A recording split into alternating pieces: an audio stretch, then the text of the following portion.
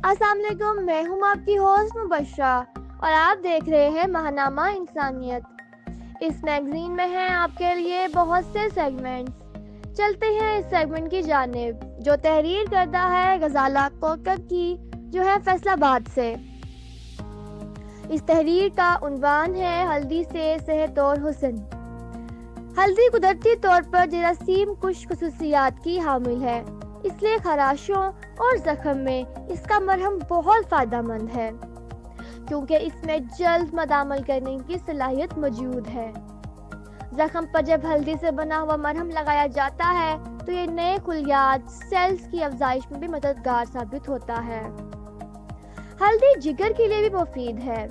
قدیم زمانے سے ہلدی کو ہڈیاں مضبوط کرنے، زخم ورم، نزلہ زکام، پھوڑے اور پھنسیوں اور بخار دور کرنے کے لیے استعمال کیا جاتا رہا ہے۔ کھانوں میں ڈالے جانے والے مسالوں میں ہلدی ایک اہم اور مفید جز ہے۔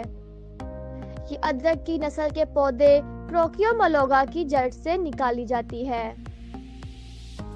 ہلدی پاکستان میں ہی نہیں بلکہ پورے برصغیر کے کھانوں میں بھی لازمی شامل کی جاتی ہے، اور یہ سارے مسالوں میں یہ تیز مہک اور زرد رنگت کی بدولت آسانی سے پہچانی جاتی ہے۔